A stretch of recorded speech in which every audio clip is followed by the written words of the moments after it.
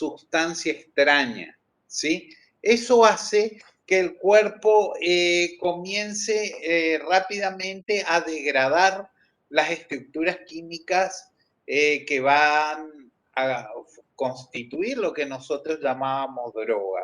Entonces ahora vamos a hablar un poco la estructura química de, de la droga desde el punto de vista metabólico. ¿Por qué? Porque es muy importante. Nosotros habíamos dicho al principio de la definición de droga que era una sustancia química que iba a tener la capacidad de alterar el equilibrio biológico en tejidos o en células, pero siempre en función de la ley de acción de masa. ¿Eso qué quiere decir? Que el efecto biológico iba a ser una relación directa de la concentración que tuviera. Ahora, lo que yo quiero sumar en esta parte es que el medicamento ahora va a sufrir metabolización a nivel, a nivel del cuerpo. Ya vamos a hablar qué tipo de metabolización, con lo cual se va a reducir la concentración. Al reducirse la concentración se reduce la actividad biológica. Por eso es tan importante hablar de los procesos de metabolización que van a sufrir las drogas.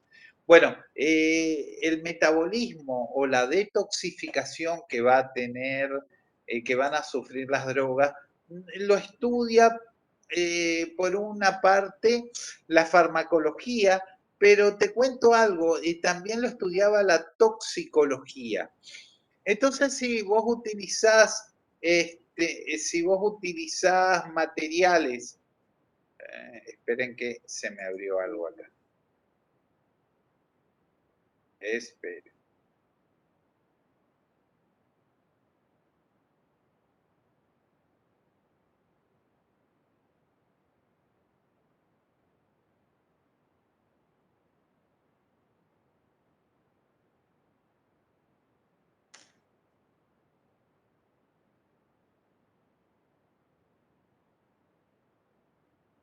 Denme un minutito que se me abrieron.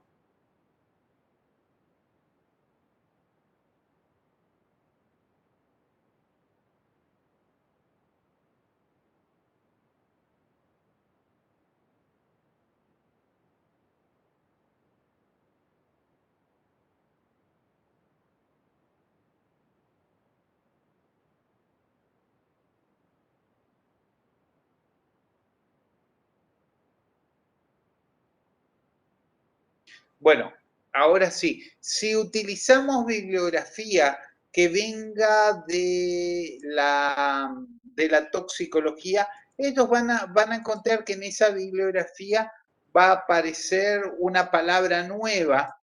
Esa palabra nueva se llama xenobiótico. Xenobiótico significa seno viene de afuera, de extraño, y biótico toda sustancia que se haya relacionada al metabolismo. Entonces, básicamente cuando nosotros hablamos de metabolismo de drogas, xenobiótico, cuando hablemos de metabolismo de drogas, puede ser un sinónimo de el concepto de droga o fármaco. ¿Sí? Esto ocurre ¿por qué? Porque los toxicólogos le dieron el nombre de xenobiótico al estudio de los procesos de una sustancia externa dentro del cuerpo. Y las drogas y los fármacos son sustancias externas al cuerpo, pero por ejemplo, los toxicólogos también incluyen metales pesados, venenos, pero cuando nosotros hablemos de xenobiótico referido a reacciones químicas, también vamos a hablar básicamente de los medicamentos. Entonces vamos a hablar de los procesos de detoxificación bioquímica, biotransformación o metabolismo. Primero que nada vamos a tener procesos físicos. físicos que van a tender a disminuir la concentración de el xenobiótico, o en nuestro caso los fármacos. Esto no se va a ver mucho, ¿por qué? Porque las dosis y las cantidades que nosotros utilizamos como fármacos no suelen generar estímulos para la detoxificación fisiológica. Por ejemplo, el vómito, la diarrea, a pesar de que algunas drogas sí van a producir vómito y diarrea. Ya vamos a hablar de ella. El concepto es que algunas drogas van a estimular estos procesos de detoxificación. La OTA va a ser la vía de excreción de drogas y de sustancias a través de orina, heces, sudor y aire expirado. Y sí, en la clase anterior hablamos de aire expirado cuando hablábamos de los anestésicos generales. También otro ejemplo de esto va a ser el alcohol. El alcohol, cuando vos tomas mucho, parte de la eliminación ocurre por la expiración. Pero vamos a estudiar sobre todo en estas clases los mecanismos de biotransformación o metabolismo. Bueno, primero quiero que te concentres. Primero voy a hablar de algo que vos ya estudiaste en biología o habrás estudiado en anatomofisiología o en bioquímica o química biológica. ¿Qué pasa cuando muere un eritrocito? ¿Vos te acordás que el eritrocito tiene un tiempo de vida cercano a 120 días? Después el eritrocito se lisa, se muere y va a liberar un pigmento. Ese pigmento es la famosa hemoglobina. ¿Vos conocés la estructura del pigmento? Porque seguramente que lo estudiaste en biología. Es una proteína con estructura cuaternaria formada por unas cadenas proteicas de globina que van a estar, van a tener un grupo prostético compuesto por 4 anillos pirrólicos y coordinado con un átomo de hierro. Bueno, se separa la parte proteica se va a degradar por estearasas, proteasas. El grupo M se separa del átomo del hierro, el hierro se une a una proteína de transporte que se llama transferrina, ¿sí? ¿Y qué pasa con el grupo M tetrapirrólico? Bueno, va a sufrir una primera oxidación para formar biliverdina. Capaz te suena esta palabra rara que es biliverdina. Después va a sufrir otra nueva oxidación para formar bilirrubina, ¿sí? La bilirrubina podía llegar a circular y vos sabías que la bilirrubina era poco soluble en medio acuoso. Por eso, cuando el hígado no podía completar su metabolismo, iba a pasar a los tejidos y iba a dar un color amarillo a los tejidos, y vos sabés que eso se llama ictericia, ¿sí?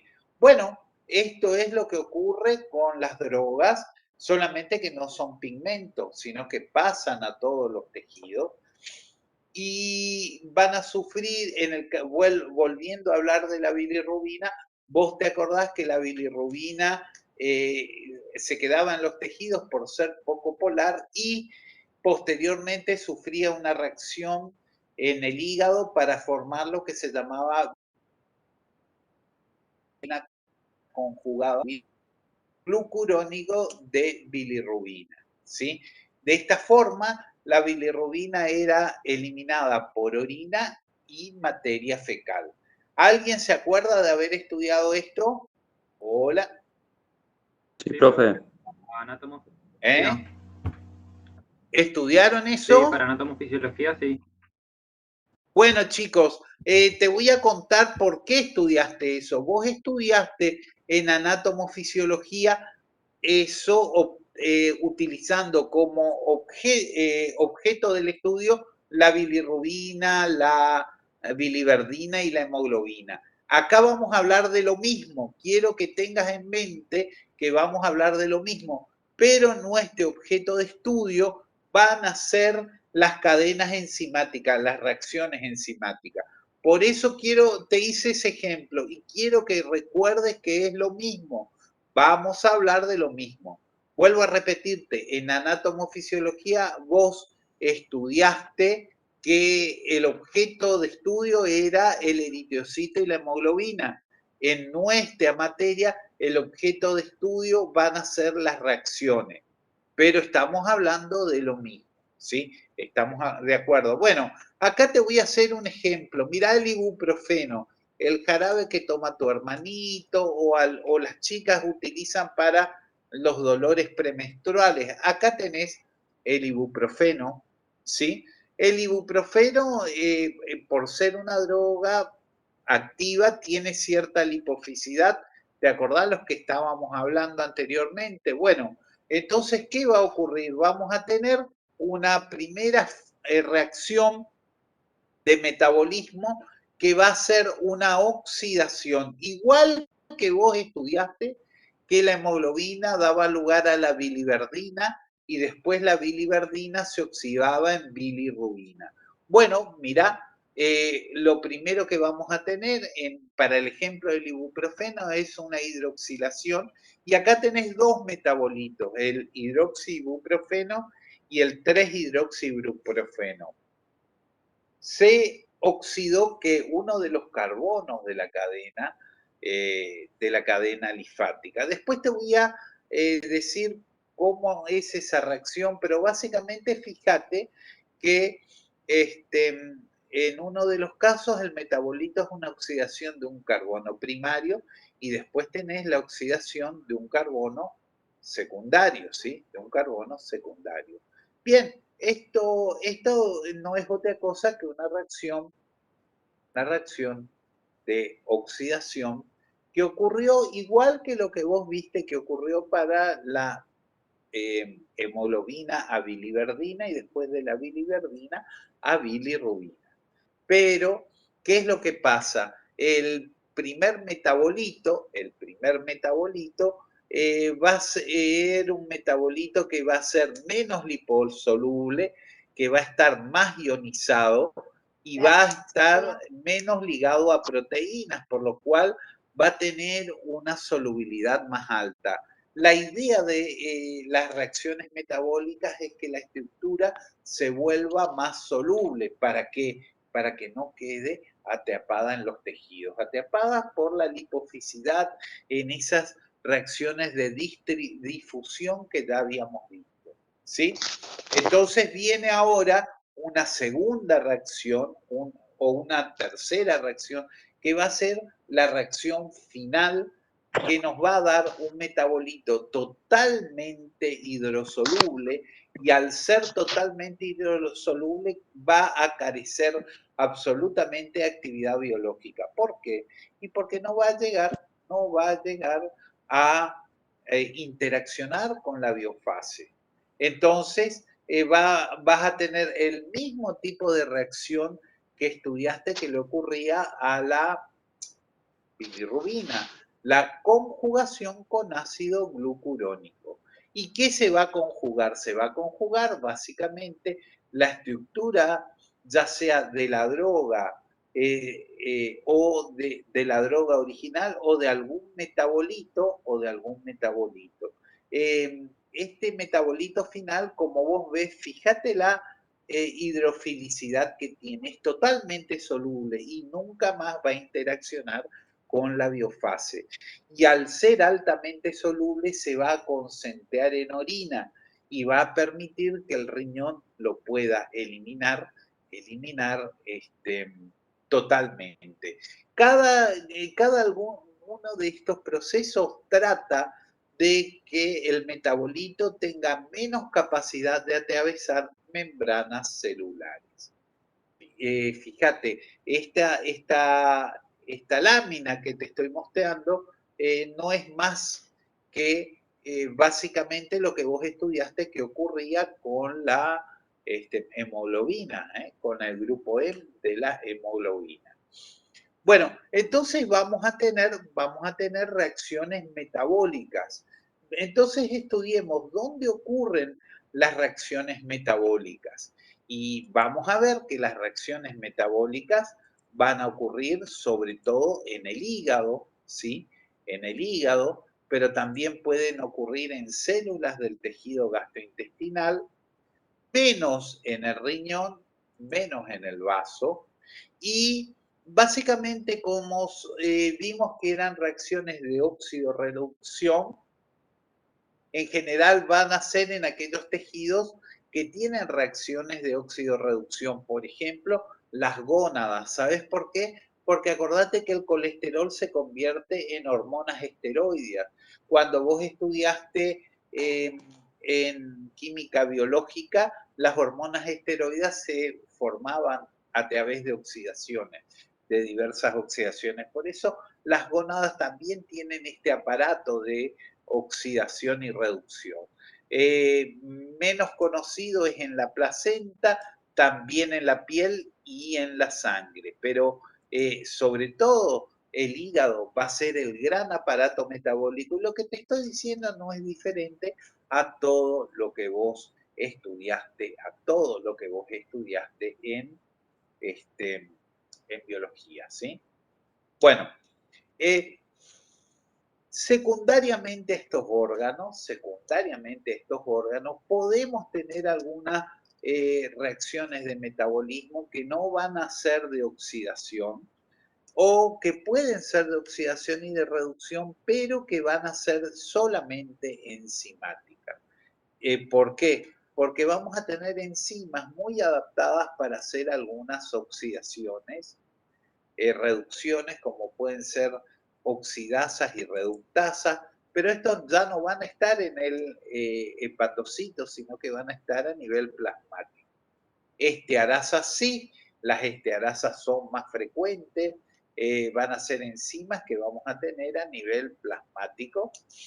Las glucuronilteanferasas también, esas enzimas que nos forman los glucurónidos, van a ser un componente importantísimo del metabolismo hepático, pero también puede ocurrir a nivel extrahepático. Y bueno, y las oxidasas vendrían a ser estos dos tipos de reacciones que van a ser unas pocas reacciones de óxido-reducción, pero que van a ser enzimáticas. Sin embargo, la enorme mayoría de las reacciones metabólicas van a ocurrir en el hígado en algo que se denomina sistema microsomal. Y ahora voy a comenzar a hablar del sistema microsomal. Ahora el objeto de lo que vamos a hablar es el sistema microsomal. Bueno, primero que nada, hablemos de biología. Lo que vos estudiaste en biología, Elena Curtis, después capaz estudiaste en anatomofisiología, y microsoma te suena a ribosoma, te suena a cromosoma, y vos te acordás que esos eran estructuras celulares. Bueno, el microsoma no es una estructura celular. Te quiero contar qué es el microsoma. Se va a tomar una serie de células, generalmente estas células van a ser del hepatocito, se van a destruir, se van a alisar y se van a someter a ultracentrifugado. Bueno, ¿qué es el ultracentrifugado? Básicamente es un proceso de separación físico que va a ocupar la fuerza centrífuga al rotar un preparado celular y va a ir depositando al cabo del tiempo diferentes estructuras celulares en función de su peso molecular y en función de su tamaño. ¿Por qué? Porque va a determinar la inercia y va a formar diferentes capas en un tubo, ¿sí? En el tubo que se está de alguna manera centrifugando. Bueno, vamos a tener una zona del tubo que se va a llamar es una zona rica en lípidos, va a estar compuesto por vesículas con estructura lipídica, que van a provenir todos del retículo endoplasmático liso del hepatocito. Es decir, cuando hablamos de microsomas, van a ser las estructuras que vamos a tener en el retículo endoplasmado liso del hepatocito. Y vamos a encontrar básicamente,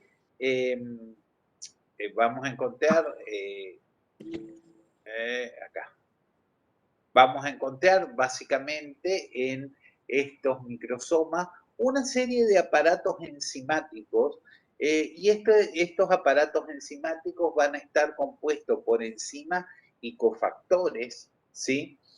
Y que en general ya van a tener un nombre, y ya voy a ir poniendo este nombre para que vos lo vayas relacionando. Van a tener el nombre, entonces, sistemas microsomales de oxidorreducción, van a tener un nombre. Este nombre es el de sistemas de citocromo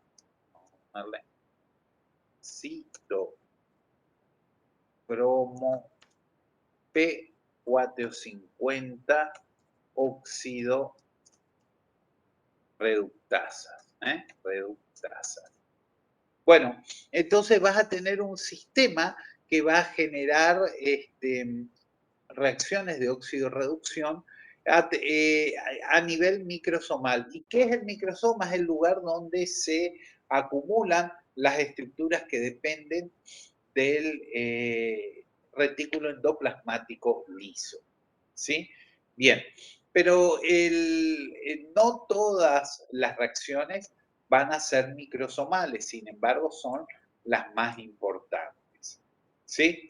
Vamos a tener algunas otras reacciones que van a ser no microsomales y van a ser enzimas que pueden estar en el citoplasma de células hepáticas, también en el sistema retículo endotelial del hígado y del pulmón, también a nivel del plasma y a nivel de las mitocondrias. Sin embargo, el sistema pre-450 va a ser especialmente microsomal y va a ser el más importante de todos. Entonces, lo siguiente que vamos a conversar para ordenar el estudio de las reacciones de metabolismo de xenobióticos, que para nuestra materia son todos fármacos, vamos a clasificar los tipos de reacciones metabólicas. Y los tipos de reacciones metabólicas se clasifican en dos, ¿sí? Primero, se llaman reacciones de fase 1. Las reacciones de fase 1 van a ser reacciones sobre todo de oxidación, de reducción y de hidrólisis, y nos van a dar metabolitos que pueden ser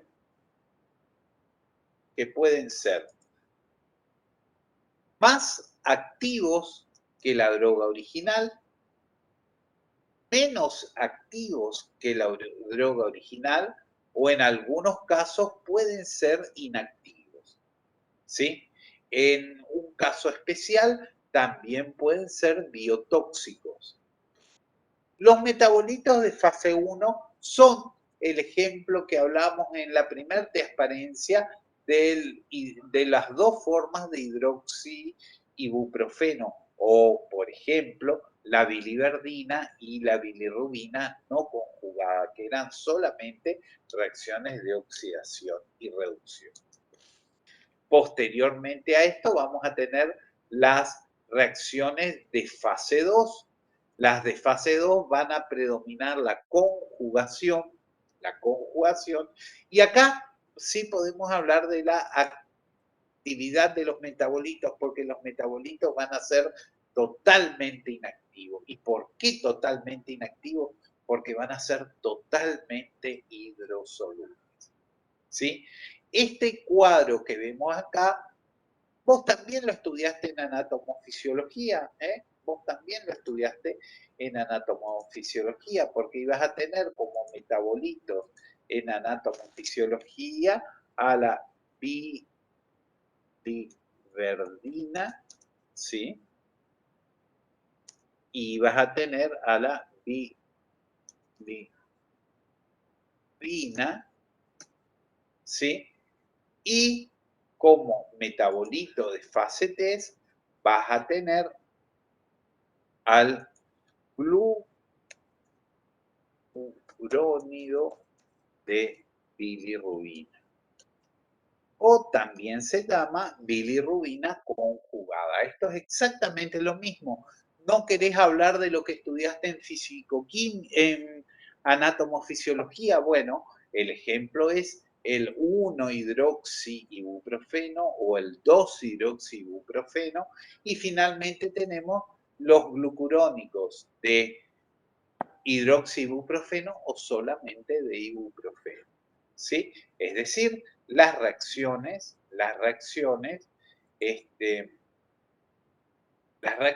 van a mantenerse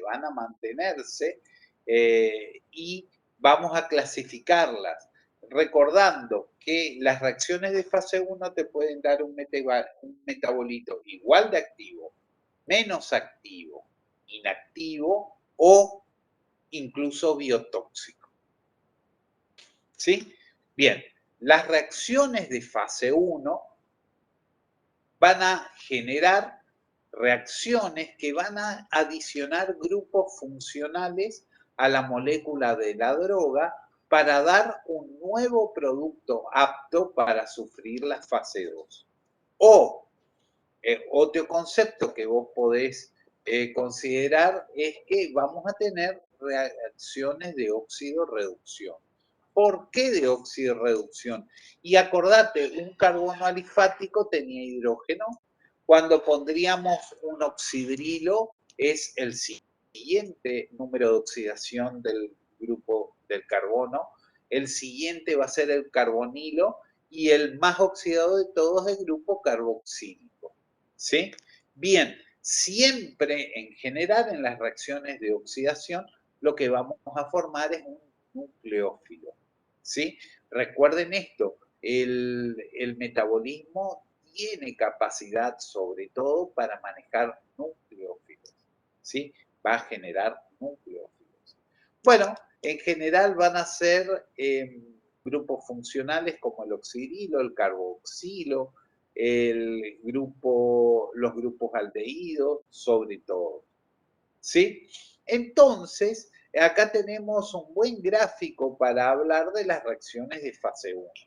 De acuerdo a lo que habíamos hablado hoy, teníamos reacciones de fase 1 microsomales y las reacciones de fase 1 microsomales eran sobre todo redox, oxidación y reducción.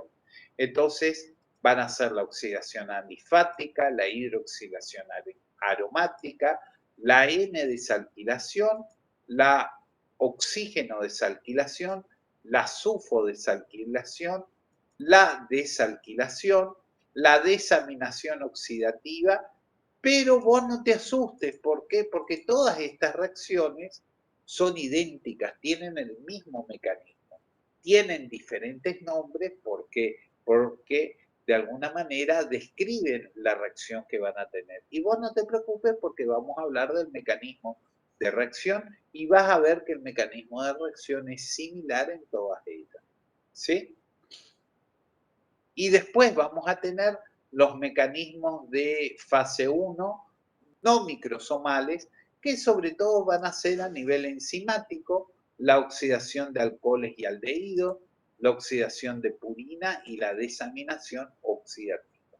También son reacciones sencillas que vamos a ver más adelante. ¿Sí? Las reacciones de reducción de azorreducción y nitroreducción, y las reacciones de hidrólisis, que lo que van a hacer es simplemente hidrolizar ésteres y amidas. Bien, entonces, estas que son las más importantes van a ser las microsomales, las reacciones de microsomales. microsomales. Bueno, pasemos a hablar de las reacciones de fase 2. Las reacciones de fase 2 se llaman también sintéticas. ¿Por qué sintéticas? Porque el metabolito de fase 2 es más complejo que el de fase 1. Claro, es el conjugado glucurónico, ¿sí? Y vos viste en la primera imagen cuando hablábamos del ibuprofeno que es una sustancia mucho más compleja porque el ácido glucurónico es básicamente un hidrato de carbono súper sólido. Bien, la fase 2 se llama sintética y va a generar la conjugación, ya sea de la droga o el metabolito de fase 1, con una molécula más grande y totalmente polar. Al ser totalmente polar, le quita básicamente el logaritmo de P y la saca de interaccionar con la biofase. Es más, va a generar un metabolito tan soluble que el riñón está especialmente adaptado para eliminarlo, ¿sí?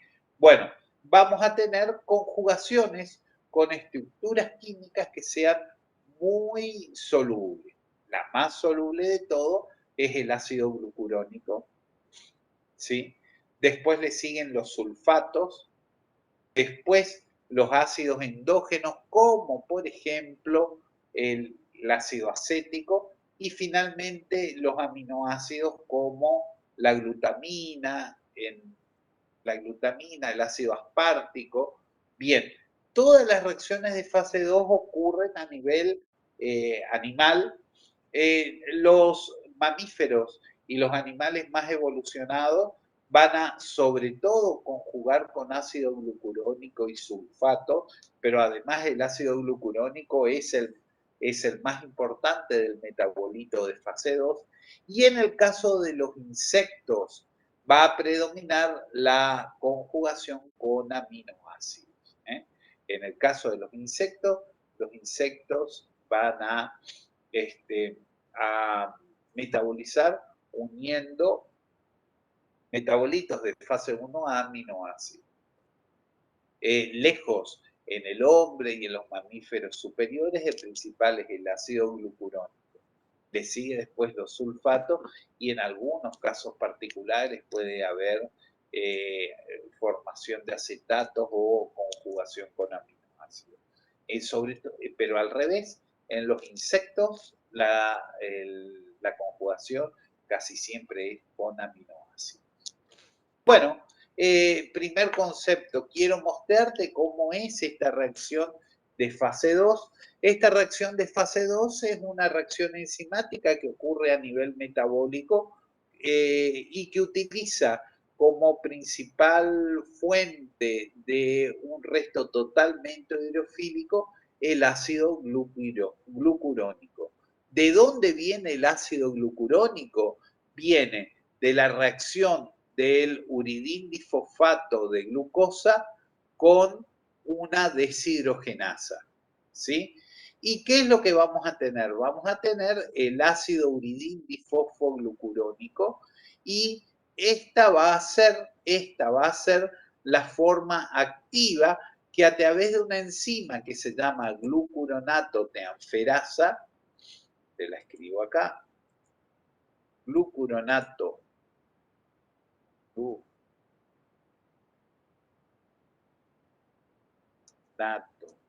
transferasa, ¿sí? Glucuronato,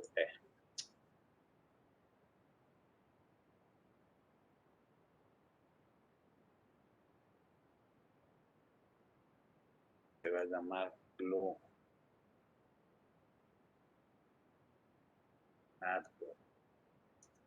transferasa. ¿Sí? ¿Qué es lo que vas a tener? Vas a tener un éster que se va a formar,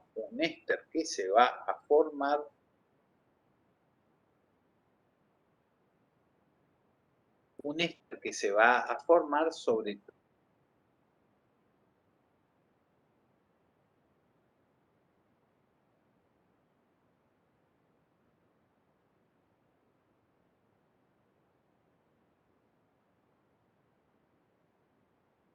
a tener sobre todo,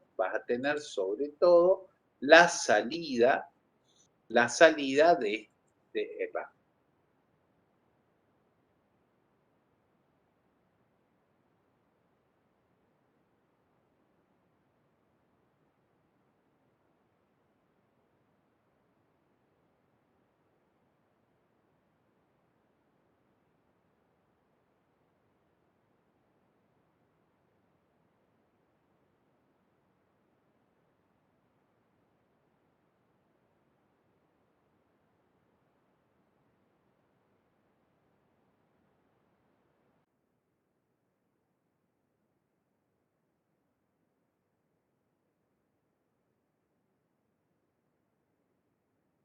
En fase 1 se introducen grupos nucleófilos por oxidación de estructuras alifáticas.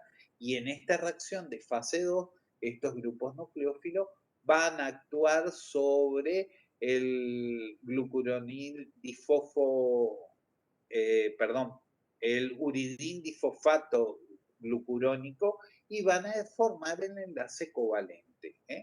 Es una reacción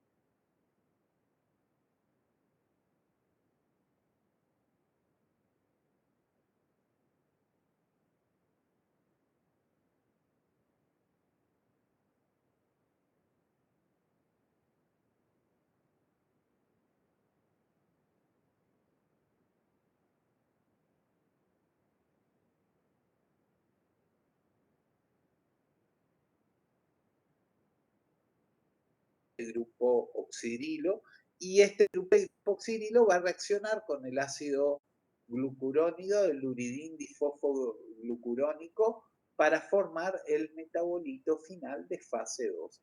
Y fíjate cómo en la estructura del glucurónico es totalmente soluble y el logaritmo de P de toda la estructura va a bajar, va a ser pequeñito y va a interaccionar poco con la biofase y se va a eliminar en gran cantidad por orina. ¿Sí? Otra cosa que te quería mostrar, fíjate en esta reacción de fase 1, en el ácido salicílico. Fíjate acá, en el ácido salicílico. Fíjate que el metabolito de fase 1 es un nucleófilo. ¿Por qué? Porque metabólicamente nosotros estamos muy adaptados para crear nucleófilos. Crear nucleófilos. Bueno, te muestro acá otra reacción de conjugación. Ahora se produce la reacción de conjugación con el sulfato. ¿A través de qué? De otro portador de sulfato que va a ser el fosfoadenosin, fosfosulfato, fosfoadenosin, fosfosulfato. ¿Qué es lo que vas a tener? Vas a tener un nucleofílico, un nucleófilo, vas a tener acá un nucleófilo, ¿sí? Que va a reaccionar por acá y al mismo tiempo vas a ver que esta porción de la molécula se va a romperse, va a separarse y acá vas a tener un enlace covalente con un nucleófilo. ¿Sí? Y acá vas a tener un conjugado con sulfato, porque fíjate, esta parte final va a ser totalmente hidrofílica, porque incluso va a tener un grupo con carga negativa. ¿Sí? Esta es la segunda vía metabólica de conjugación, pero es mucho menos importante que la vía de conjugación del ácido glucurónico, mucho menos importante.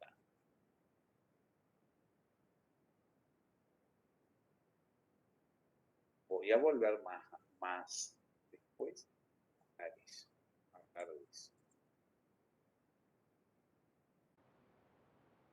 Bueno, déjame que te muestre. Me está faltando algo acá. Esperen un cachito. Está faltando algo acá.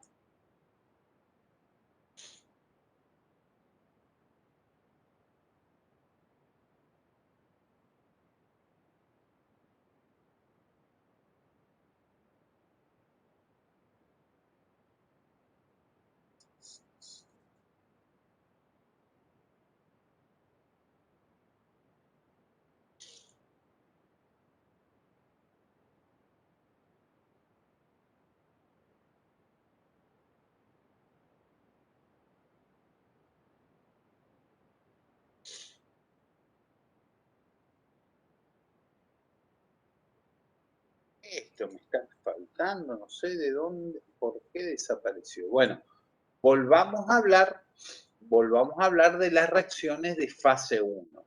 Las reacciones de fase 1 iban a ser todas reacciones de tipo de óxido-reducción. Iban a utilizar un aparato enzimático que era microsomal, iban a estar en el microsoma. ¿Qué quiere decir que era microsomal, que iba a estar en el microsoma?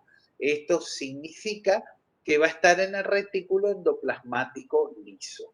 ¿Sí? En el retículo endoplasmático liso. Y el sistema que va a dar lugar a estas reacciones de fase 1 va a denominarse sistema dependiente del citocromo P450 óxido reductasa. ¿Y qué es lo que vamos a tener? Vamos a tener un aparato oxidativo que va a utilizar una estructura de tipo alifática para recibir grupos oxígeno, lo que va a constituir básicamente la oxidación.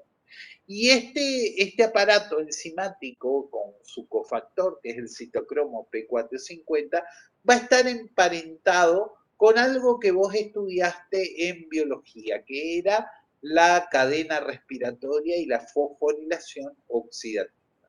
Cuando vos estudiaste la cadena respiratoria y la fosforilación oxidativa, déjame que te recuerde que centrabas el estudio en la mitocondria, y en la mitocondria ibas a tener una serie de enzimas acopladas al retículo endoplasmático mitocondrial, y que iba a generar el transporte de electrones generando una oxidación y reducción de una serie de cofactores. Y esos cofactores vos lo sabés de memoria porque uno lo estudiaba de memoria. El primero era FAT, flavina de nucleócido, óxido reductasa. Ese era el primero. Le seguía otro después que se llamaba citocromo P380. Y ese se llamaba citocromo P380, ¿por qué? Porque como una adaptación y una evolución de aquel citocromo que formaba parte de la cadena respiratoria en las mitocondrias, nosotros en el retículo endoplasmático liso lo que vamos a tener son este sistema de citocromo, pero que ahora se llama P450, óxido reductasa. La reacción también tiene alguna relación con la que nosotros habíamos estudiado en biología. Fíjate, vamos a tener un fármaco, el fármaco va a tener una cadena alifática o un resto carbonado que va a oxidarse, ¿sí?, en función del oxígeno molecular, más NAD reducido, nos va a dar el fármaco oxidado, más agua, más NAD oxidado. ¿Qué ocurre? Bueno, así como vos estudiaste en la fosforilación oxidativa que tenías una molécula de oxígeno molecular, esa molécula de oxígeno iba a entrar a la cadena respiratoria y iba a sufrir una reducción en donde el aceptor de electrones iba a ser ese oxígeno molecular para dar agua, ¿sí? Para dar agua. ¿Y de dónde venían los electrones? Del NAT reducido, del NAT reducido. Nosotros lo que vamos a hacer ahora, básicamente, vamos a utilizar la molécula de oxígeno respiratorio, vamos a oxidar uno de los oxígenos y vamos a fijarlo a una cadena alifática. Bien, como ves acá, en esta parte del gráfico, tenés una cadena de oxidaciones y reducciones con transporte de electrones muy parecido a algunas imágenes que vos probablemente hayas visto en el Leningen, en el libro de bioquímica, cuando hablaba de fosforilación oxidativa. Y sí, ¿por qué? Porque básicamente lo que va a tener es un enlace de la oxidorreductasa con la cadena alifática que va a venir del fármaco o del xenobiótico y le va a fijar una molécula de oxígeno respiratoria, ¿sí? En donde uno de los oxígenos se va a oxidar y fijar a la cadena alifática. ¿Cómo funciona? También muy parecido a lo que ocurría en la fosforilación oxidativa a nivel del retículo endoplasmático de la mitocondria. Nosotros acá ahora vamos a tener el retículo endoplasmático liso, en donde vamos a tener el cofactor, que es el citocromo P450, un cofactor que va a estar coordinado con hierro, y este cofactor va a tener la capacidad por diferentes números de oxidaciones de generar la reacción con la molécula de oxígeno. Y vamos a tener un componente enzimático que va a ser la citocromo P450 óxido reductasa, la citocromo P450 óxido reductasa, que va a utilizar el NAT reducido para generar la oxidación. Vieron que esto es muy parecido a la cadena de transporte de electrones. Bueno, probablemente haya sido una evolución inicial de esa cadena que ocurre en las mitocondrias, pero que después ha evolucionado en el retículo endoplasmático para generar básicamente las oxidaciones de xenobióticos, ¿sí? Y esto ocurre también con un mecanismo análogo al que vos estudiaste en biología. Desde el NAT reducido vamos a tener un transporte de electrones. Este transporte de electrones va a fijar básicamente electrones a un oxígeno molecular y uno de los átomos de oxígeno va a quedar fijado en la cadena alifática que nosotros vamos a estar metabolizando, ¿sí? Bueno, reacciones de fase 1, hablamos ahora de las reacciones de fase 1, es un conjunto de reacciones de oxidación que preparan a los tóxicos para que puedan transformarse por las reacciones de fase 2. Esto lo logran transformando los grupos funcionales del fármaco en sitios que pueden llevar a cabo reacciones de la fase 2 o bien introducen grupos nuevos que le van a dar esta característica. ¿Sí?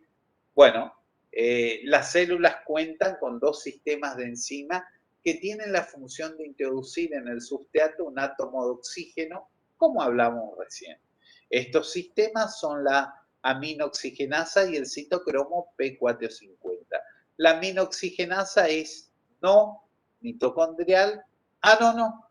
Ambos se encuentran en el retículo endoplasmático, pero luego el más importante va a ser el sistema mitocondrial de citocromo P450. El fármaco parecido a lo que vos estudiaste en fosforilación oxidativa, el fármaco entra a su sitio activo que se encuentra en la oxigenasa La reductasa transfiere un electrón al hierro hemático, reduciéndolo de 3 a 2. La reducción abre el sitio activo de la molécula de oxígeno. El oxígeno entra a su sitio activo y oxida el fármaco que está en la superficie de la enzima, transfiriéndole uno de los átomos de oxígeno. ¿Sí? Es importante destacar que en este proceso de oxidación por el citocromo P450 está involucrado también el proceso de formación de radicales libres, es decir, la liberación de productos de reducción de oxígeno que no están acoplados a sustratos de hidroxilación, como pueden ser algunos peróxidos, ¿sí? O iones superóxidos. Por eso yo les decía que las reacciones de fase 1 podían dar lugar a la biotoxificación, pero eso lo vamos a hablar un ratito más tarde. ¿Sí?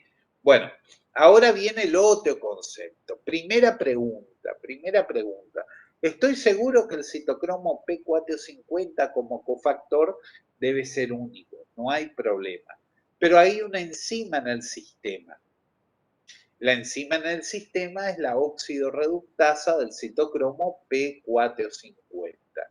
Y si yo te decía que cada fármaco es un sustrato, vos tendrías que preguntar cómo hace una enzima para poder utilizar muchísimos sustratos, como todos los fármacos que se utilizan. ¿Estás de acuerdo? Hola. Hola, ¿me están escuchando? Sí, profe. Bueno, sí, profe. acá viene lo increíble, Voy a dejar de compartir en este momento y voy a compartir algo de la página web. ¿Están viendo todos mi buscador Google? ¿Hola? No. No, profe. ¿Qué están viendo? Los conectados. Le estamos viendo a usted. A ver. ¿Ahora? Ahora sí. Bueno, mirá lo que Ahora voy a hacer. Voy a meterme ahora en Google y voy a poner citocromo.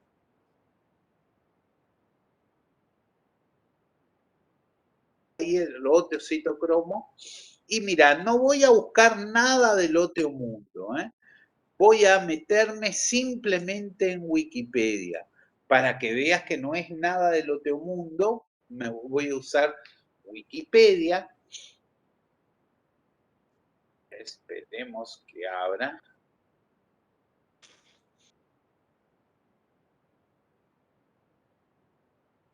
Bueno, tenés acá todo lo de Wikipedia, pero quiero mostrarte esto. Historia, distribución y nomenclatura. Familias de citocromos humanos. Y vamos a leer. El ser humano tiene 57 genes y más de 59 pseudogenes agrupados en 18 familias y 43 subfamilias. La siguiente tabla muestra un resumen de los genes y de las proteínas que codifican. Es decir, que tenemos una enorme colección de genes para la citocromo P450 oxidorreductasa. Y para cada tipo de oxidorreductasa, nosotros vamos a utilizar diferentes sustratos. ¿Cuáles son los sustratos? Las estructuras químicas que nosotros queremos metabolizar. Es decir, ¿tenemos muchos citocromos P450 oxidorreductasa? Sí, una cantidad enorme. Mirá, cerca de 51 tipos de oxidorreductasa. Y dentro de estas 52 tipos de oxidorreductasa, vos vas a tener una oxidorreductasa con afinidad para un sustrato determinado.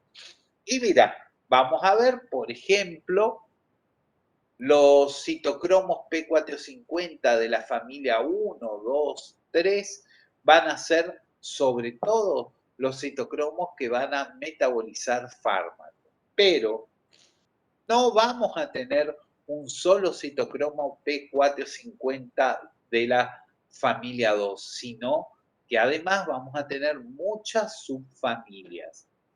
Muchas subfamilias, y estas diferentes subfamilias van a metabolizar diferentes sustratos. ¿Cómo?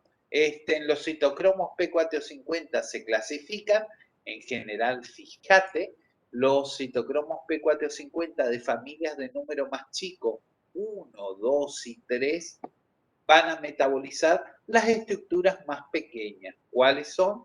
Las drogas. ¿Te acordás que eran pequeñas? Y cuando vas a citocromos de familias más grandes, ¿sí?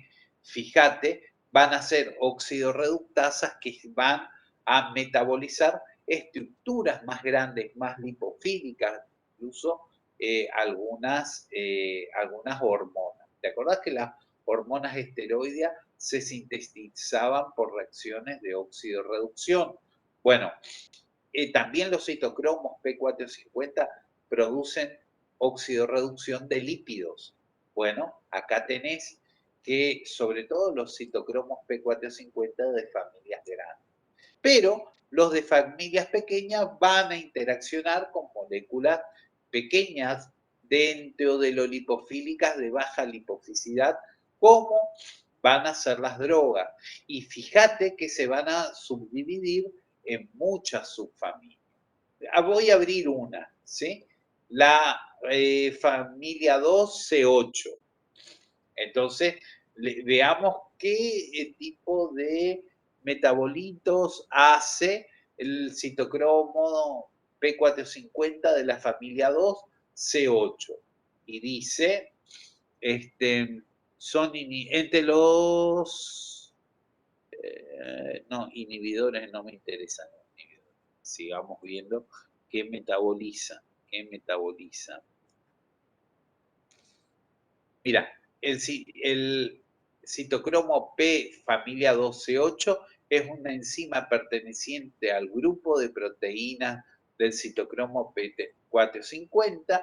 La enzima se halla involucrada en el metabolismo de fármacos como el paclitaxel, repaglinida, rosiglitazona y serivastatina. Metaboliza esas drogas.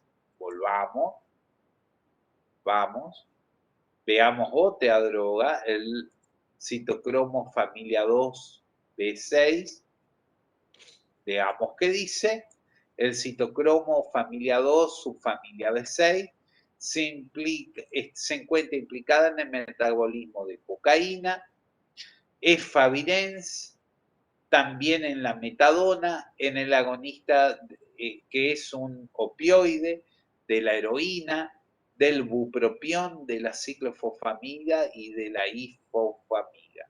Entonces, como ves, también estas reacciones de oxidorreducción de tipo enzimática van a ocurrir a través del aparato de citocromo P450 oxidorreductasa, pero que vas a tener una variación de la citocromo P450 para cada sustrato. ¿Sí? Se mantiene eso que vos estudiaste, que ocurría para todas las enzimas, en donde la enzima iba a tener una relación entre sustrato y enzima. Lo que pasa es que vamos a tener muchísimas variaciones del citocromo P450. ¿Están de acuerdo conmigo? Hola. Sí, profesor. Hola. Bueno, entonces fíjate, vos me vas a preguntar, ¿y cómo evolucionaron a tantas familias de genes los citocromos P450? Parece ser, te cuento, parece ser que eso evolucionó en el hombre por la dieta. Al ser el hombre un animal omnívoro, o digamos como la humanidad es omnívora, come cualquier cosa, al comer plantas,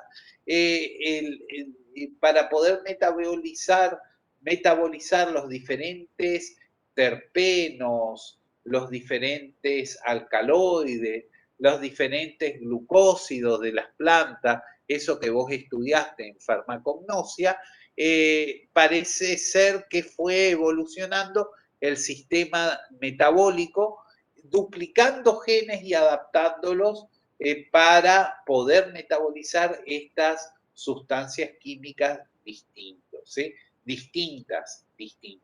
Por ejemplo, los animales que son solamente carnívoros tienen menor capacidad oxidativa metabólica que los herbívoros. O sea que, de alguna manera, esto evolucionó a partir de la necesidad de metabolizar los subproductos vegetales, ¿sí? ¿Alguien quiere hacer alguna pregunta con respecto a esto?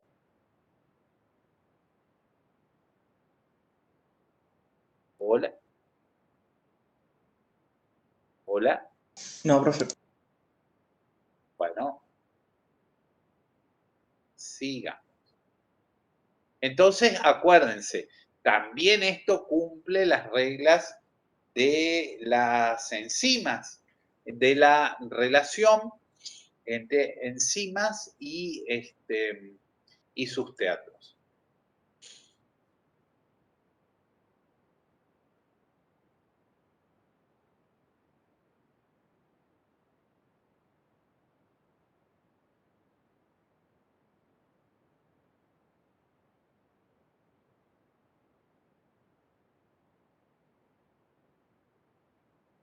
Bueno, entonces acá venimos a algo más complicado.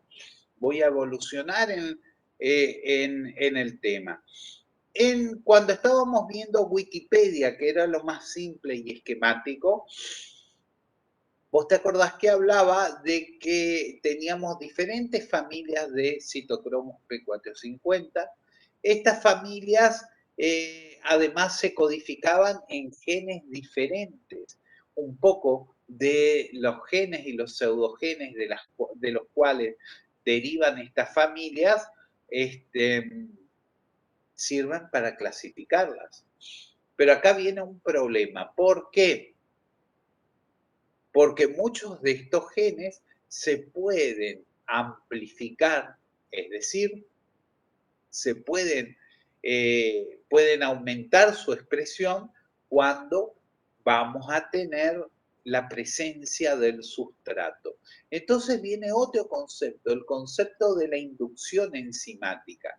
Y el concepto es que yo puedo regular la expresión de estas enzimas en función del sustrato. Y voy a tener sustratos especialmente activos para inducir estas enzimas. ¿Sí? La inducción de los citocromos P450 puede llevar a que una droga se metabolice más. Se metabolice más. Y ahí lo que vamos a tener lo que se denomina interacciones metabólicas. Una gran droga que va a generar interacciones metabólicas va a ser el fenobarbital. Fenobarbital, que es un antiepiléptico, va a ser un inductor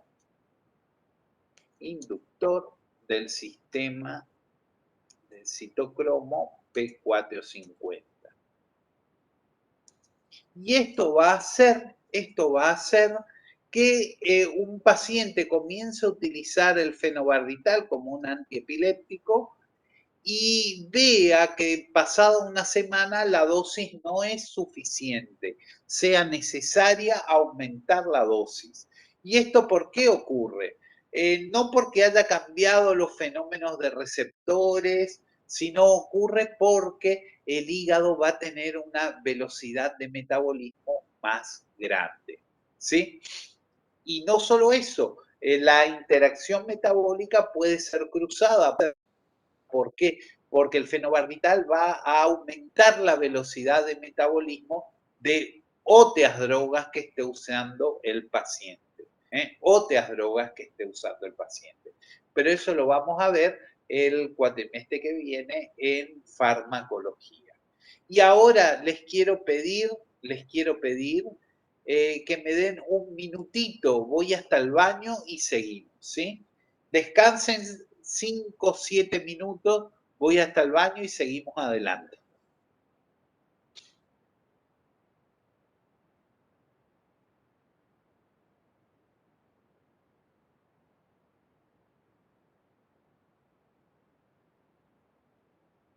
¿Cómo vos las estudiaste?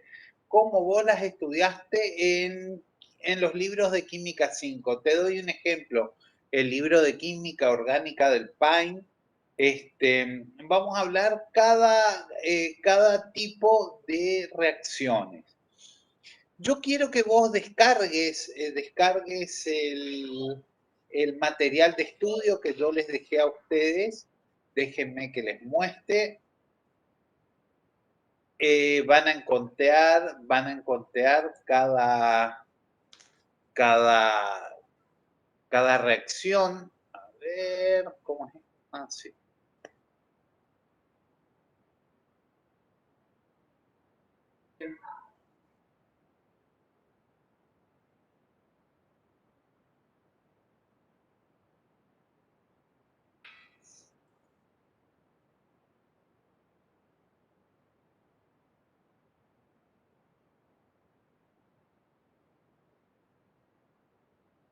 Acá. Vénganse a ustedes a nuestra aula virtual. Miren, van a encontrar acá el material de la clase 4. Ustedes descargan ahí el material de la clase 4.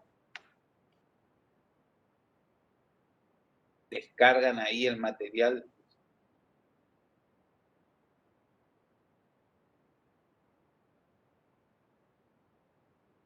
El material de la clase 4. Están viendo la pantalla, ¿verdad? Sí, profe. Bueno, mirá, acá vas a tener básicamente lo que hablábamos en las clases pasadas. Y acá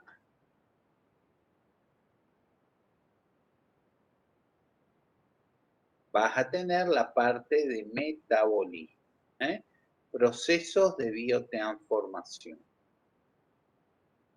Procesos de biotransformación, fíjense, reacciones de fase 1, oxidación, reducción e hidrólisis, para darnos un producto primario que puede ser excretado, pero puede ser que todavía tenga cierta lipoficidad. Entonces va a una reacción de fase 2, donde va a formar la conjugación que va a ser totalmente eliminada. Acá tienen las reacciones y acá vamos a encontrar el tipo de reacción. Básicamente, el mecanismo de reacción siempre va a ser el mismo.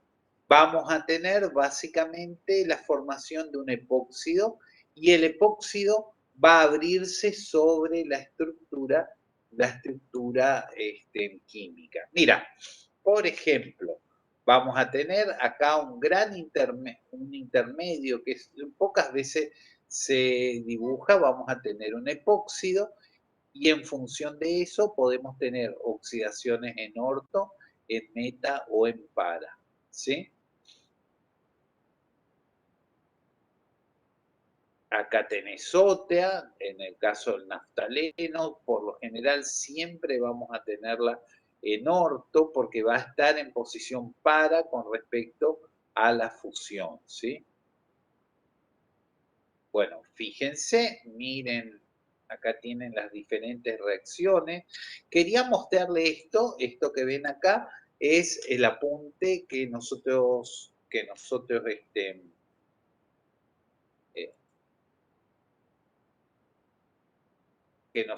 hacemos, pero además hoy, hace un rato,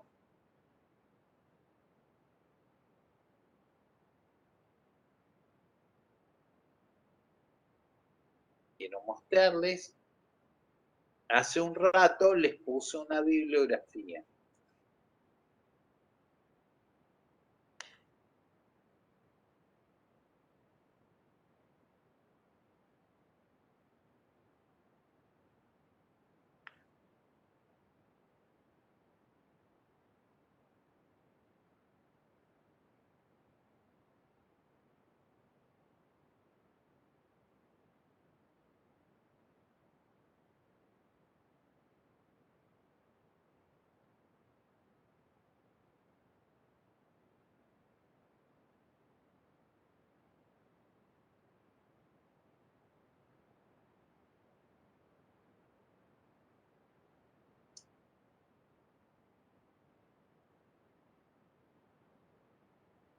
Acá les puse la bibliografía de consulta. Es uno de los pocos libros de química medicinal en castellano.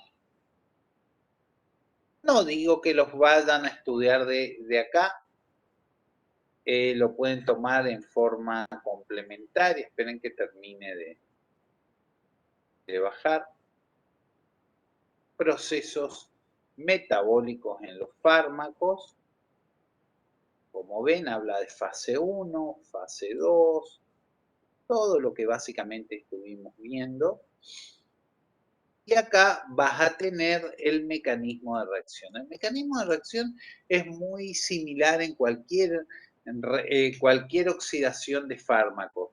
Mirá, se forma un epóxido intermedio y el epóxido intermedio después se abre para darnos generalmente una parahidroxilación.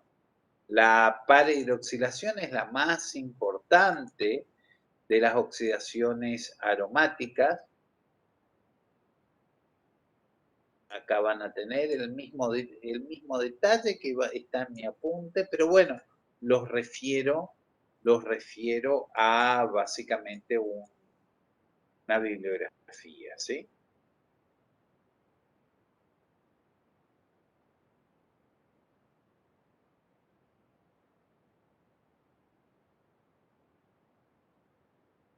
Reacciones de acetilación y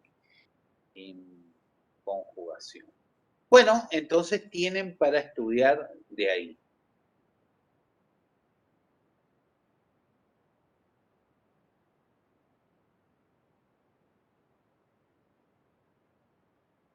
Bueno, mira, te muestro. Vamos a ver que el mecanismo de reacción siempre es el mismo en cualquier tipo de reacción de oxidación, pero va a tener diferentes nombres. Por ejemplo, la hidroxilación aromática va a ser la fijación de un oxidrilo en una cadena aromática. Pero siempre esto va a ocurrir en el carbono terminal o en el carbono anterior al terminal. Cuando ocurre en el carbono terminal se le llama omega oxidación. ¿Por qué omega? Porque es la última letra del alfabeto. Y cuando ocurre en el anterior al terminal se le llama omega menos 1 oxidación. ¿Por qué? Porque es el anteúltimo carbono. Y casi siempre va a ocurrir en omega y omega 1. ¿Pero por qué? Porque la enzima se relaciona con el sustrato en la parte alifática con menos impedimento estérico. Por lo tanto, casi todas las reacciones alifáticas van a ser omega o omega 1 hidroxilación. En la hidroxilación aromática vamos a tener sobre todo la parahidroxilación. Casi siempre orienta a que aparezca el oxidino en la posición para. La N-hidroxilación vamos a tener alguna amina, ¿sí? Vamos a tener alguna amina. La amina va a oxidarse, pero en general vamos a tener casi siempre la ruptura de la amina. Vamos a tener también la epoxidación, vamos a tener reducciones. La reducción ocurre sobre grupos azo. La reducción de grupos azo nos van a dar dos grupos amínicos, ¿sí? La niteo-reducción, cuando tengamos un grupo niteo, vamos a ir a un grupo amino. Y la deshalogenación reductiva, que vendría a ser una de las pocas reacciones metabólicas frente a halógenos que básicamente van a liberar el halógeno introduciendo un hidrógeno. Bajo las reglas de la química orgánica, esta es una reducción. ¿Por qué? Porque el carbono deja de tener un enlace con un átomo más electronegativo. Miren, esto con respecto a los que les decía hoy, existen muchas isoformas del sistema P450 que van a metabolizar diferentes estructuras. Entonces, fíjense, acá tenemos una lista larguísima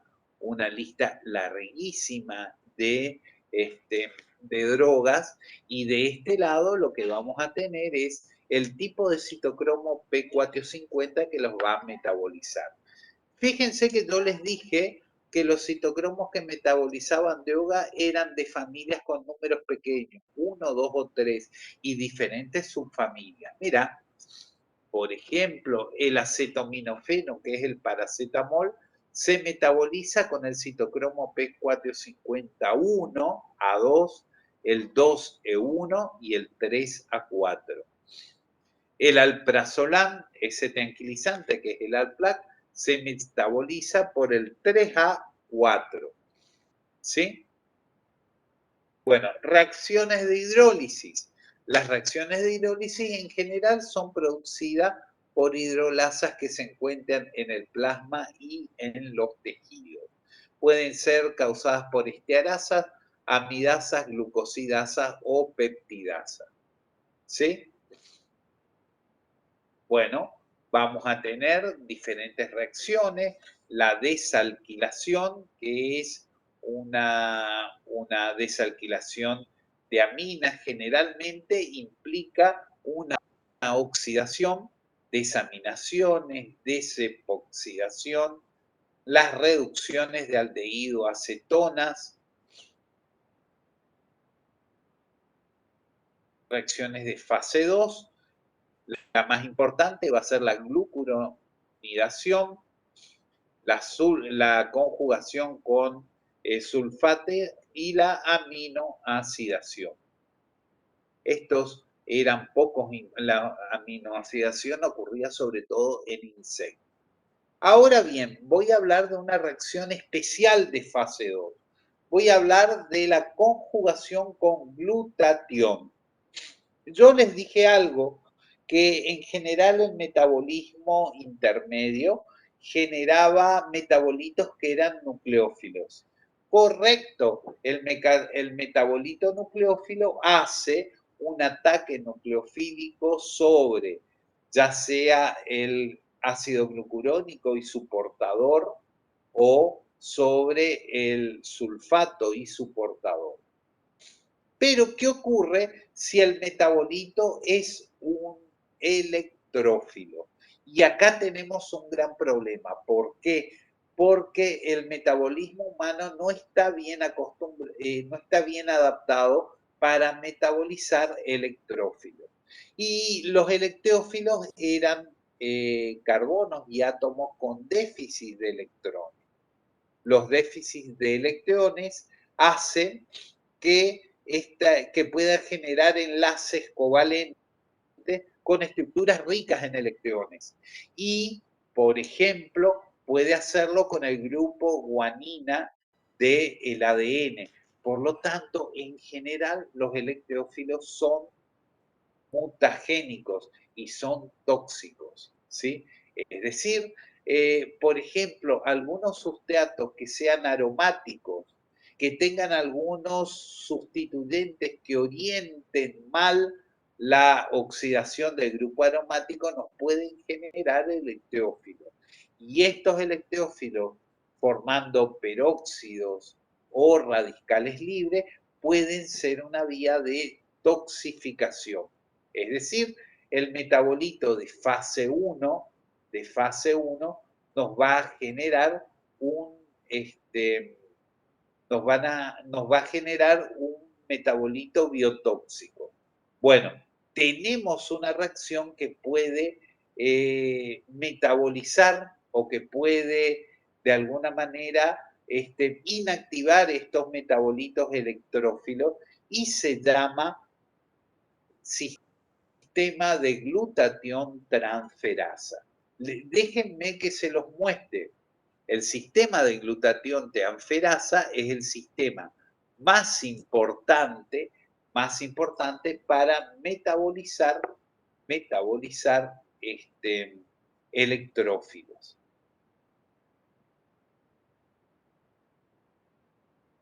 Se los muestro.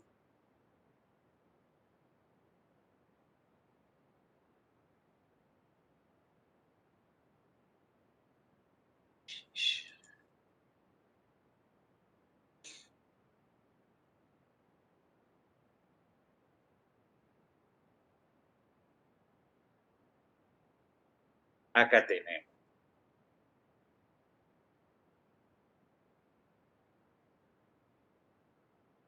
Ustedes están viendo esta lámina que dice conjugación con glutatión, detoxificación de electrófilo. ¿Están viendo esto? Sí, profe. Sí, profe. ¿Sí? Bueno, mira, te cuento, cuando vos tengas un electrófilo o se forme un metabolito que sea electrófilo o que tenga radicales libres, yo te dije que el sistema de glutatión, el de sulfato, no era bueno para poder desactivarlo. ¿Por qué? Porque reaccionaba con nucleófilos. En cambio, el electrófilo y el radical libre tienen una vía especial de metabolismo que se llama conjugación con glutatión. Te muestro lo que es el glutatión. El glutatión es un péptido formado por un aminoácido sulfatado. ¿Vos te acordás que el grupo sulfidrilo tiene una capacidad de oxidorreducción que, expresado a nivel proteico, conforma el puente de cisteína cuando está oxidado y la cistina cuando es el aminoácido libre? Bien, ¿eso por qué? Porque el átomo de azufre biológico puede ser tanto aceptor como donante de electrones. Y utilizamos esta característica de donante de electrones para poder generar enlaces covalentes con electrófilos, radicales libres y grupos peróxidos. Acá vamos a tener una reacción diferente a la que vimos de conjugación.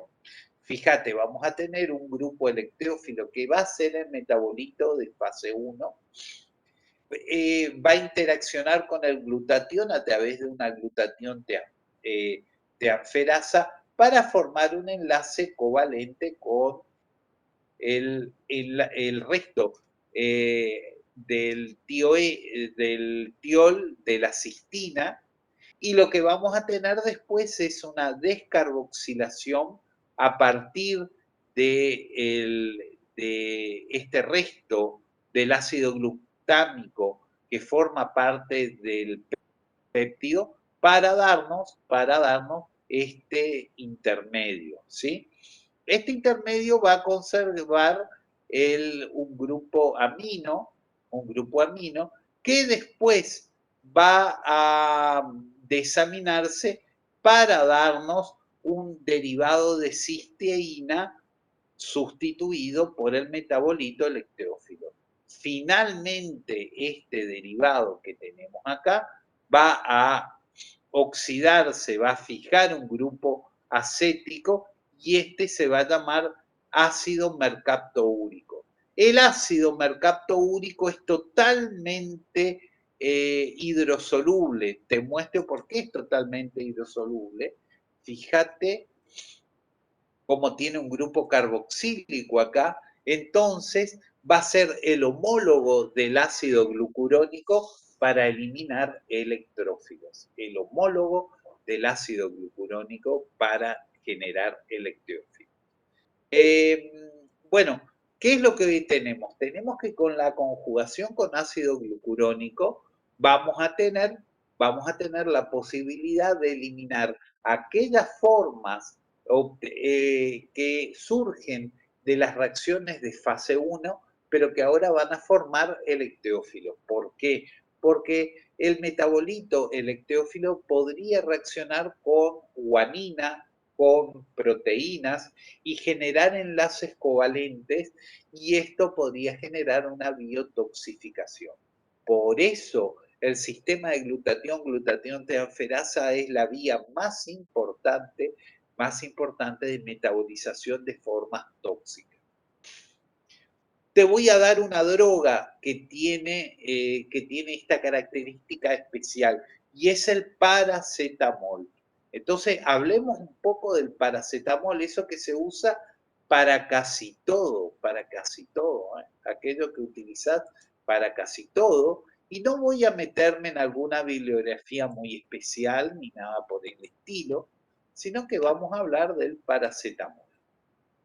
Borro esta parte de acá, vuelvo a Wikipedia y busquemos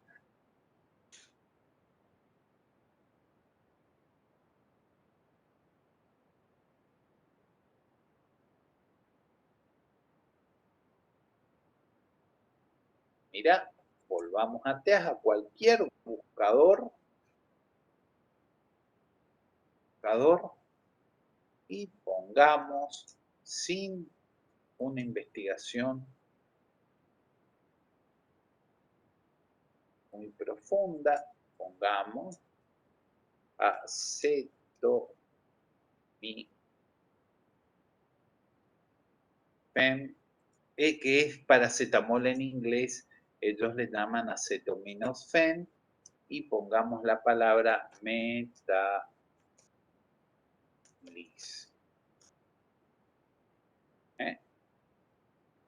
Mirá, metabolismo, ya te da una entrada con toxicidad.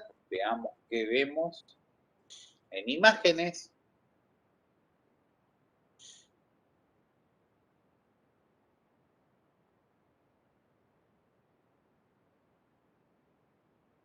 Mira, acá tenemos un ejemplo del metabolismo del paracetamol. Dale tiempo a que abra. Mira, el paracetamol es una droga que en su metabolismo, acá tenés la estructura del paracetamol. Mira, es un fenol, acá tiene un grupo amino y está acetilado, paracetamol. ¿Sí? Bueno, el paracetamol ya tiene un oxidrilo acá, por lo cual puede ir a conjugarse con sulfato, o más aún puede conjugarse con un ácido glucurónico. Pero también existe la posibilidad de que parte del paracetamol se oxide a través del citocromo P450, con lo cual nos va a dar un electrófilo. ¿Se acuerdan de química orgánica que esto significaba un electrófilo o una forma eléctricamente activa desde el punto de vista de déficit de electrones? Bueno, mirá, este electrófilo podría generar un enlace covalente a alguna proteína a nivel del hígado y producir necrosis, ¿sí? Bueno, acá básicamente tenés un ejemplo de un metabolito tóxico. Acá tenemos el ejemplo de un metabolito tóxico. ¿Cómo se da? ¿Cuál es este metabolito tóxico? Es básicamente la N-acetilbenzoquinona imina, ¿sí? ¿Y cómo hace el cuerpo para lidiar con este metabolito tóxico? Bueno, utiliza el sistema de glutatión y nos da como metabolito final el conjugado con el ácido mercaptoúrico. Esto es fácil de recordar, todo conjugado con ácido glucurónico te va a dar el conjugado de ácido glucurónico. Todo conjugado con glutatión te va a dar el ácido mercaptoúrico. ¿Sí? Bien, pero ¿por qué se utiliza tanto el paracetamol? Bueno, después en farmacología vamos a hablar por qué ventajas tiene el paracetamol sobre otro antitérmico, sobre otro antifebril. ¿Y por qué, sin embargo, no se toma en cuenta este proceso de biotoxificación? Porque la vía de detoxificación con glutatión es sumamente eficiente. Y a las dosis normales con las cuales se utiliza el paracetamol, el hígado tranquilamente puede metabolizar cualquier porción de los radicales libres o de los electrófilos que se formen. ¿Y cuándo se vuelve tóxico el paracetamol? El paracetamol se vuelve tóxico cuando se utiliza en dosis 10 veces mayores que lo normal. Entonces ahí sí, ¿qué ocurre? Se sobrepasa la capacidad de metabolismo que tiene el sistema de glutatión transferasa y el paracetamol se vuelve tóxico.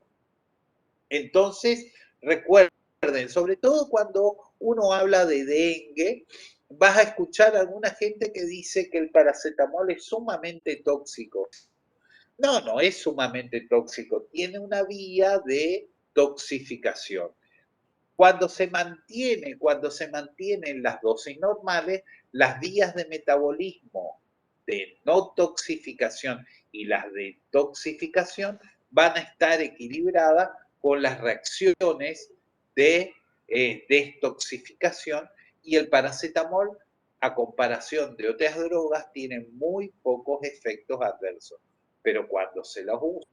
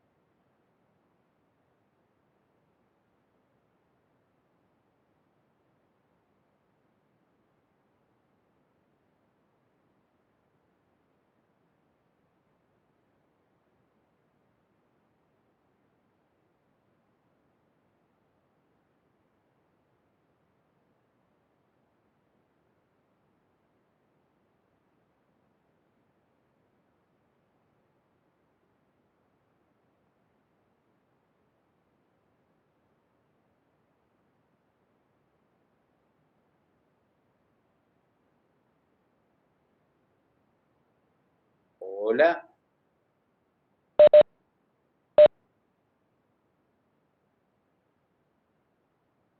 Hola, ¿me escuchan? ¿Me están escuchando? Ahora sí, profe, pero se le cortó. Ah, bueno. No, llegaron a escucharme al compartir esta imagen, ¿verdad? No, Hola. profe. Bueno, el concepto es entonces que el paracetamol, por otras razones que vamos a hablar en farmacología, es el más seguro de los antiinflamatorios. Pero como yo te estoy mostrando en el metabolismo, tiene un metabolito de tipo tóxico. Pero ¿por qué no es peligroso? Porque el sistema de glutatión teanferasa lo puede de alguna manera eliminar, ¿sí? Y el paracetamol se vuelve tóxico cuando se utiliza en dosis 10 veces mayores que la normal, pero ¿por qué? Porque satura el sistema de biotoxificación. Mira, si vos lees acá, te dice, las reacciones de fase 1 y fase 2 del acetaminofeno consumen en forma normal cantidades de conjugación de sulfoteanferasa o glucuroconjugación, ¿sí? Formando el sulfato de acetaminofeno o el glucurónido de acetaminofeno. Cuando se presentan altos niveles, las reacciones de conjugación se limitan y el acetaminofeno puede ser oxidado por muchos citocromos, especialmente el citocromo 2 subfamilia E1, que forma la forma reactiva N-acetilbenzoquinona imina. La quinona puede ser removida por conjugación con glutatión, ¿sí? Si se forman altos niveles de acetaminofeno donde el sistema de glutatión es bajo, puede producirse una alteración, una enfermedad a nivel del hígado, ¿sí?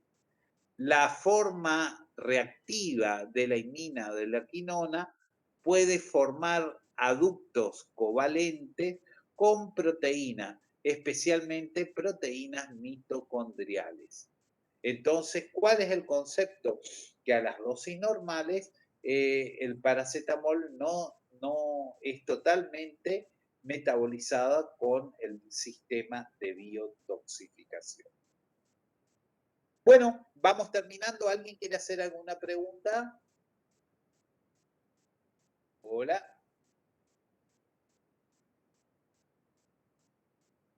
Hola. Hola, profe. ¿Alguien quiere hacer alguna pregunta? Usted dijo que el paracetamol era antiinflamatorio. ¿Se confundió o es antiinflamatorio? No, es un antiinflamatorio, antipirético y analgésico. Fíjate, el paracetamol es el tafirol. Tiene los 3 mecanismos de acción y bueno, lo vamos a dar más adelante en farmacología. Pero es cierto parcialmente cuando uno escucha que su metabolismo es tóxico, pero a las dosis que se dan, este fenómeno de biotoxificación no tiene significado.